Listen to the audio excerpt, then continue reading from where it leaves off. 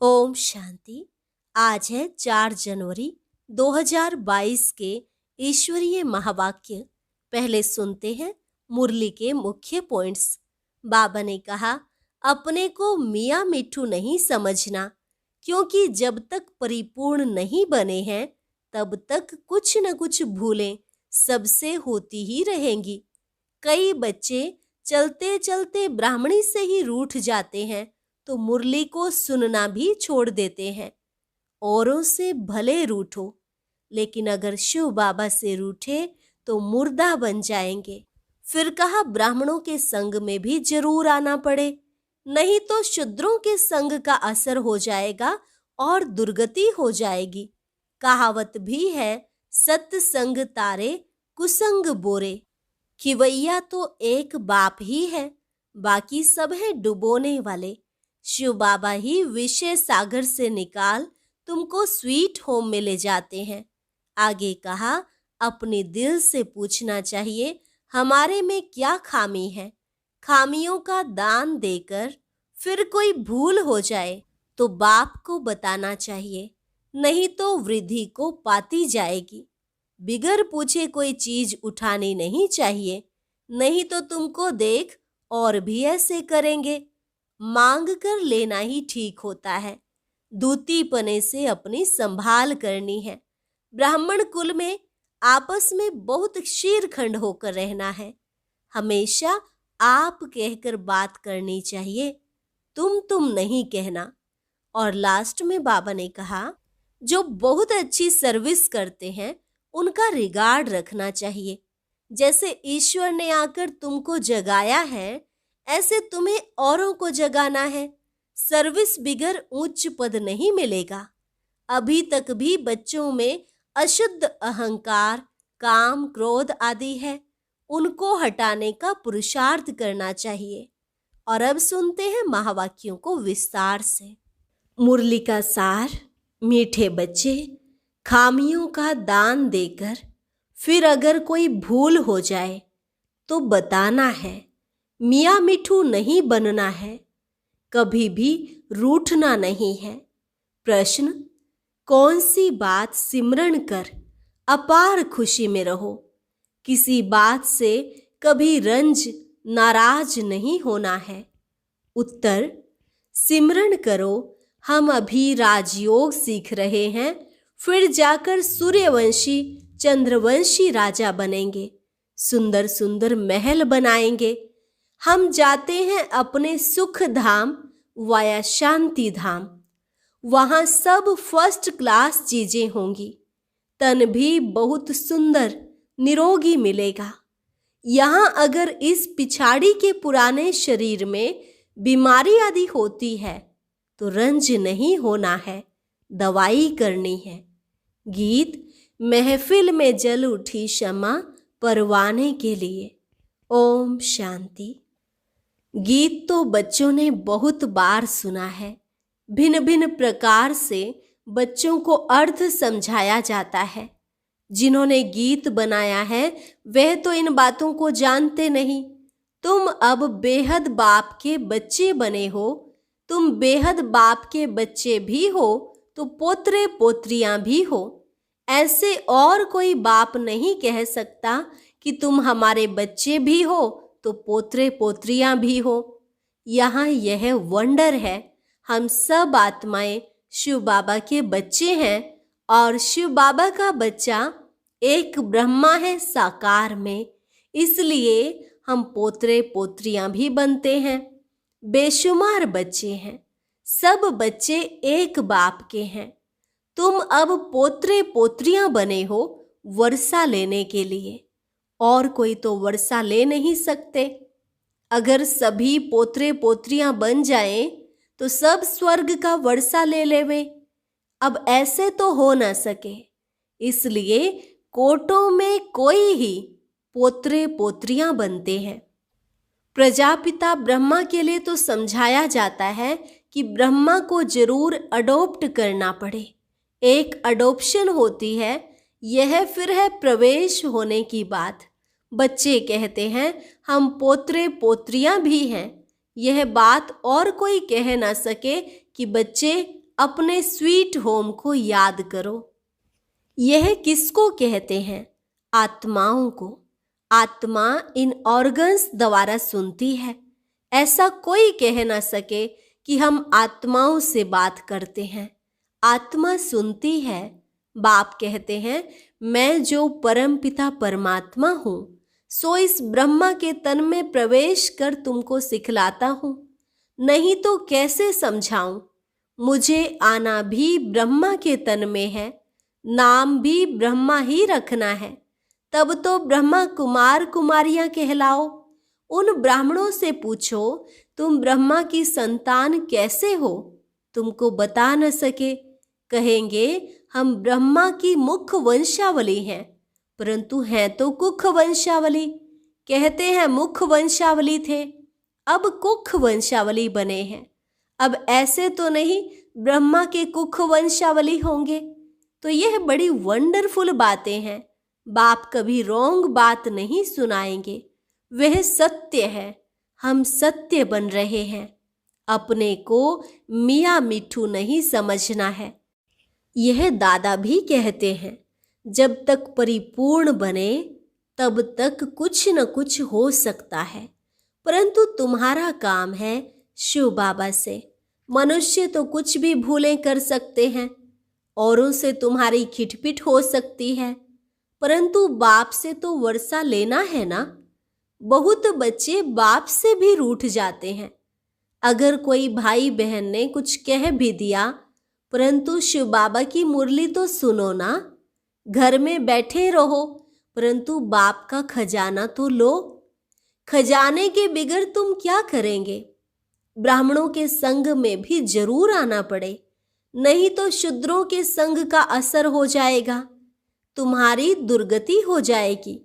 सत्संग तारे कुसंग बोरे।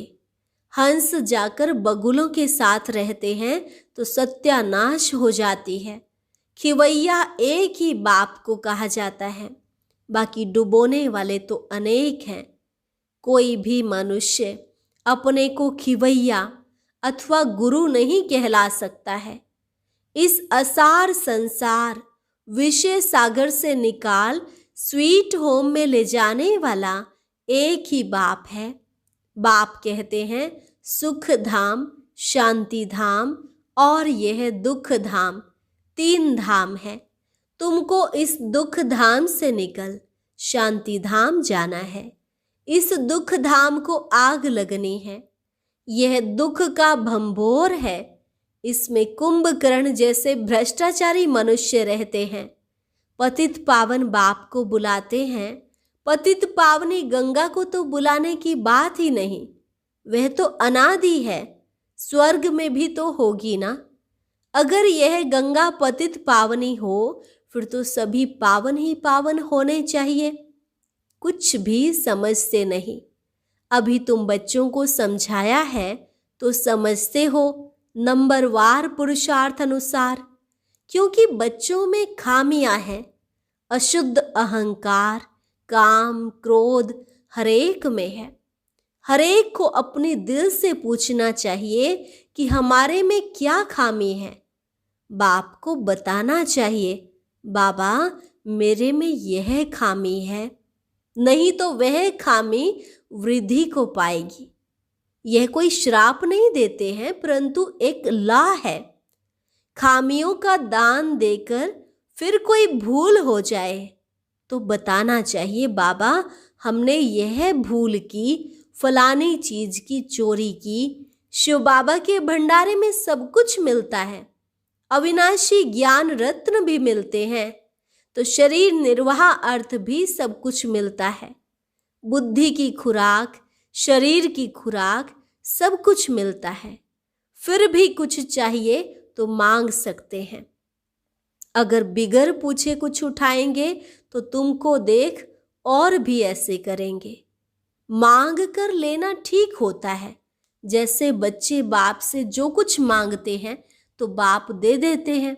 साहूकार होगा तो सब कुछ मंगा देंगे, गरीब क्या करेगा? यह तो शिव बाबा का भंडारा है। कोई चीज चाहिए तो मांग सकते हो। यथा योग्य सबको मिलना ही है। बाबा मम्मा और अनन्य बच्चों से रीस नहीं करनी चाहिए। बाबा भी महिमा करते हैं, फलाने बच्चे बहुत अच्छी सर्विस करते हैं, तो तुम बच्चों को भी उनका रिगार्ड रखना चाहिए। सारा मदार ज्ञान और योग पर है। सेंसिबल बच्चे बड़ा युक्ति से चलते हैं, जानते हैं यह बरोबर हमसे उच्च है, तो उनको रिगार्ड से देखना चाहिए। फीमेल्स भी कोई पढ़ी लिखी बड़ी शुरुड होती हैं, अर्थात बुद्धि से तेज होती हैं, जो आप कह बात करेंगी। कोई तो अनपढ़ तुम कह बात करते हैं। यह मैनर्स चाहिए। बाप के आगे तो किस्म किस्म के आते हैं। बाप को भी कहेंगे तुम राजी खुशी हो। कोई ऑफिसर आदि को रिगार्ड देना पड़ता है। पोप आया, उनको भी बताना है कि यह कांटों का जंगल है। आप जिसको पैराडाइज कहते हैं वह गार्डन ऑफ फ्लावर है। वहां तो जरूर अच्छे फरिश्ते रहते होंगे। यह कांटों का जंगल है। जंगल में कांटे और जानवर ही रहते हैं। यह बाबा तो कोई को कुछ भी कह सकते हैं, बच्चे तो नहीं कह सकते। अब पैराडाइज स्थापन हो रहा है। यह आयरन एज है। गार्डन ऑफ अल्लाह की स्थापना होती है। सतयुग है गार्डन ऑफ अल्लाह। यह है कांटों का जंगल। यह बातें बड़ी समझने की हैं। तकदीरवान ही अच्छी तरह समझ सकते हैं और समझा भी सकते हैं। बाबा बच्चों को अच्छी राय देते हैं तो 5 विकारों पर जीत पानी है। इससे विदाई तो अंत में होनी है। तब तक कुछ न कुछ खामियां रहती हैं, उनको हटाने का पुरुषार्थ करना है। देही अभिमानी बनना है। याद करना है शांति धाम और सुख धाम को, तो खुशी रहेगी। हम सुख धाम जाते हैं वाया शांति धाम, तब तक सारी सफाई हो जाएगी। फिर स्वर्ग में हर चीज फर्स्ट क्लास मिलेगी। हीरे ज्वाहरों के महल आकर बनाएंगे। यह करेंगे। तुमको भी बुद्धि में रहता है हम आत्मा हैं, यहाँ आए हैं अपनी राजधानी स्थापन करने। फिर शिव बाबा के साथ चले जाएंगे। हम राजयोग सीख रहे हैं, फिर जाकर सूर्यवंशी चंद्रवंशी राजा रानी बनेंगे। महल तो बनाने पड़ेंगे ना। यह बातें अंदर सिमरण कर बहुत खुशी होनी चाहिए। खामियां तो बहुत हैं, देह अभिमान में बहुत आते हैं। यह पिछाड़ी का पुराना चोला है, नया चोला सतयुग में मिलेगा। बाप बैठ मीठे मीठे बच्चों को समझाते हैं। आधा कल्प तुमने भक्ति की है भगवान के साथ मिलने के लिए। भक्ति की ही जाती है एक भगवान के साथ मिलने के लिए या अनेकों से मिलने के लिए। भक्ति भी एक की करनी होती है। फिर व्यभिचारी भक्ति हो जाती है। फिर तुम जन्म जन्मांतर गुरु करते हो। पुनर्जन्म लिया, फिर दूसरा गुरु करना पड़े। अब बाप कहते हैं मैं तुमको स्वर्ग में ले चलता हूं। वहां तुमको जन्म जन्मांतर गुरु करने की दरकार नहीं रहेगी। अव्यभिचारी भक्ति के बाद व्यभिचारी भक्ति बननी ही है, क्योंकि अभी है उतरती कला। तो बाप कहते हैं बच्चे अब घर चलना है। मेरे लिए गाते हैं लिबरेटर है, खिवैया है, बागवान है। स्वर्ग है ही फूलों का बगीचा। फिर खिवैया चला जाएगा। सब तो स्वर्ग में नहीं जाएंगे। पहले पहले जो भी आते हैं उनके लिए जैसे गार्डन ऑफ अल्लाह है, बहुत सुख भोगते हैं। अल्लाह ही सबको सुख देते हैं। यह तो कोई भी कहेंगे कि सतयुग गार्डन ऑफ अल्लाह था। भारत ही प्राचीन खंड है। जब सूर्यवंशी चंद्रवंशी राज्य करते थे उस समय सब आत्माएं स्वीट होम में थी, जिसके लिए ही भक्ति करते हैं कि मुक्ति में जाएं। जीवन मुक्ति देने वाला तो गुरु कोई है ही नहीं। शिव बाबा ही मुक्ति और जीवन मुक्ति का रास्ता बताते हैं। अभी यह है दुख धाम, भंभोर को आग लगनी है। लाखों वर्ष का कल्प होता नहीं, लाखों वर्ष समझ कुंभकर्ण की नींद में सोए हुए हैं। अभी ईश्वर ने आकर जगाया है, तुमको फिर औरों को भी जगाना है। सर्विस बिगड़ तो उच्च पद नहीं मिलेगा। बच्चों पर बाबा को रहम आता है कि पूरा वर्षा नहीं पाते हैं। बाप तो सबको पूरा पुरुषार्थ कराएंगे। क्यों न तुम बाबा की विजय माला में पिरो जाओ। है बहुत सहज, किसको भी समझाना। ब्रह्मा द्वारा स्थापना, शंकर द्वारा दुख धाम का विनाश। अब सुख धाम के लिए पुरुषार्थ करना है, लेकिन सुख धाम को कोई जानते नहीं। अगर जानते हो तो वहां पहुंच जाएं। कोई जानते नहीं तो पहुंच भी नहीं सकते। पंख टूटे हुए हैं। तुम बच्चे काल पर विजय पाते हो। कालों का काल बाप ही काल पर विजय पहनाएंगे। तो यह सब धारणा कर पतितों को पावन बनना है। सिर्फ प्रभावित होकर जाएंगे, उससे क्या फायदा। पूरा रंग तब चढ़े जब 7 दिन का कोर्स करें। कोई बच्चे चलते चलते ब्राह्मणी से भी रूठने के कारण फिर शिव बाबा से भी रूठ पड़ते हैं। भगवान से रूठना, क्या यह अक्लमंदी है? औरों से रूठे तो रूठने दो, मेरे से रूठे तो मुर्दा बन जाएंगे। शिव बाबा से तो ना रूठो, खजाना लेते रहो। धन दिए धन ना खुटे, संग भी चाहिए। ब्राह्मण कुल में तो बहुत शीरखंड होने चाहिए। धूतियां और धूते भी होते हैं, पर चिंतन करने वाले, उनसे बहुत संभाल चाहिए। बाप समझाते हैं बच्चों को सर्विस का बहुत शौक चाहिए। डूबे हुए को बाहर निकालना है। इसमें भी चैरिटी बिगिंस एट होम।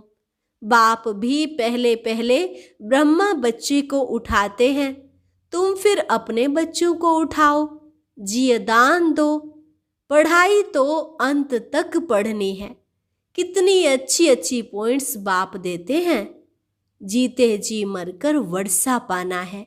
बाबा हम आपका हूँ, आपके ही थे, फिर आपका ही बना हूँ। आपसे पूरा वर्षा लेकर ही छोड़ेंगे। इस दुख धाम के भंभोर को आग लगनी है। हम सुख धाम में जा रहे हैं तो कितनी खुशी होनी चाहिए। अच्छा, मीठे मीठे सिकी लधे बच्चों प्रति माता पिता बाप दादा का याद प्यार और गुड मॉर्निंग। रूहानी बाप की रूहानी बच्चों को नमस्ते। रूहानी बच्चों की रूहानी बाप दादा को नमस्ते नमस्ते, गुड मॉर्निंग। धारणा के लिए मुख्य सार। पहली पॉइंट, जो ज्ञान योग में तीखे हैं, अच्छी सर्विस करते हैं, उन्हें बहुत बहुत रिगार्ड देना है। आप कह बात करनी है, आपस में कभी रूठना नहीं है। दूसरी पॉइंट, ब्राह्मण कुल में बहुत बहुत शीरखंड होकर रहना है।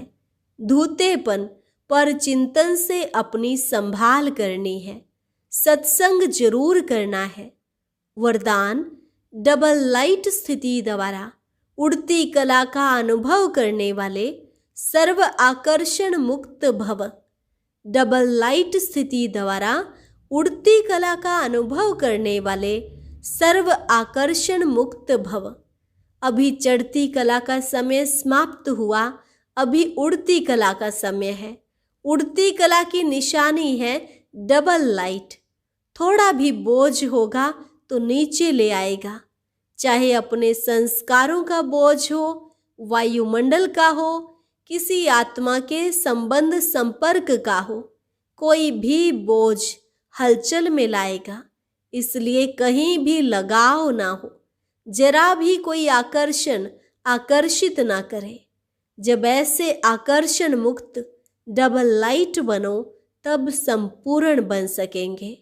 स्लोगन, स्नेह का चुंबक बनो तो ग्लानि करने वाले भी समीप आकर स्नेह के पुष्पों की वर्षा करेंगे। स्नेह का चुंबक बनो तो ग्लानि करने वाले भी समीप आकर स्नेह के पुष्पों की वर्षा करेंगे। लवलीन स्थिति का अनुभव करने के लिए बाप के प्यार में ऐसे समा जाओ जो मैंपन और मेरापन समाप्त हो जाए। नॉलेज के आधार से बाप की याद में समाये रहो तो यह समाना ही लवलीन स्थिति है। जब लव में लीन हो जाते हो अर्थात लगन में मग्न हो जाते हो तब बाप के समान बन जाते हो। अच्छा, और अब सुनते हैं आज का अव्यक्त ज्ञान मोती। ये एक बहुत संस्कारितापूर्ण वीडियो है, जरूर देखें, कोई भी मिस ना करे।